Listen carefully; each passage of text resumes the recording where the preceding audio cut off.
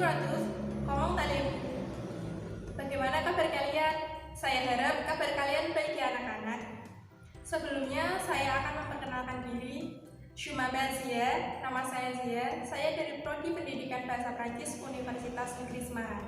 Di sini saya akan membantu Madam Yanti untuk melanjutkan pembelajaran daring di SMA Negeri 2 Demak. Mohon bantuan dan kerjasamanya ya anak-anak. Terima kasih. Hari ini kita akan belajar mengenai seprezongte atau memperkenalkan diri. Pasti kalian sudah tidak asing kan dengan kata seprezongte. Apa saja sih dalam seprezongte? Apa saja yang diperkenalkan kepada orang lain? Saya akan melanjutkan materi yang telah diberikan oleh Madam Yanti di pelajaran sebelumnya. Namun sebelum ke materi yang akan kita pelajari hari ini, kita ulas kembali materi yang telah beliau sampaikan.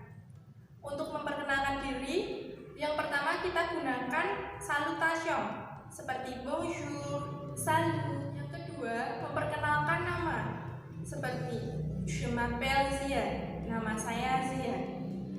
Kemudian selanjutnya memperkenalkan domisili atau tempat tinggal.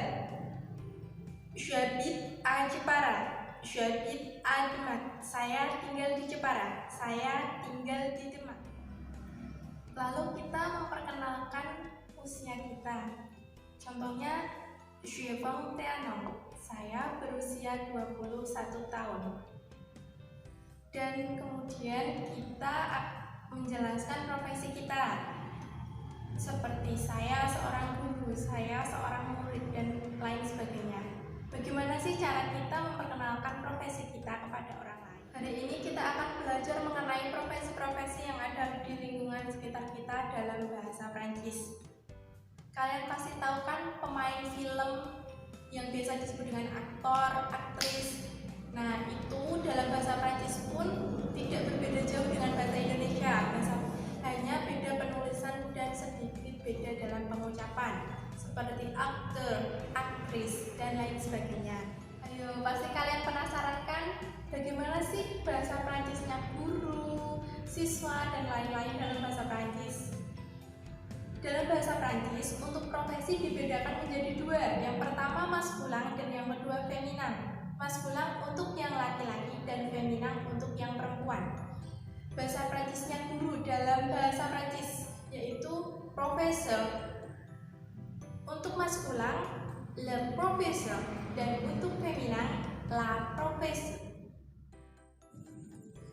Selanjutnya, bahasa Prancisnya siswa untuk yang maskulin adalah étudiant tanpa e dan yang feminin adalah étudiante, ada tambahan akhiran e. Lalu aktor atau aktris untuk yang maskulin adalah akteur yang artinya aktor laki-laki dan feminannya adalah aktris, aktor perempuan.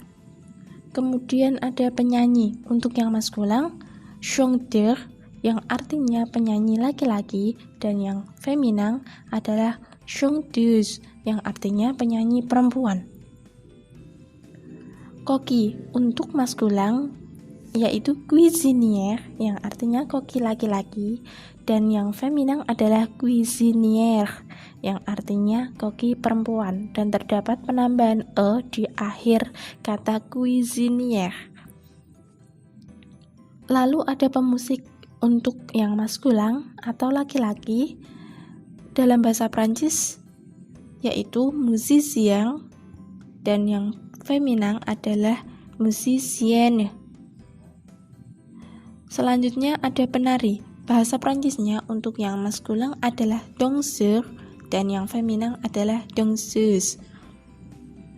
Yang terakhir pedagang. Dalam bahasa Prancis untuk yang maskulin adalah vendeur yang artinya pedagang laki-laki, dan yang feminin adalah vendeuse yang artinya pedagang perempuan. Itu adalah beberapa profesi yang kita pelajari hari ini.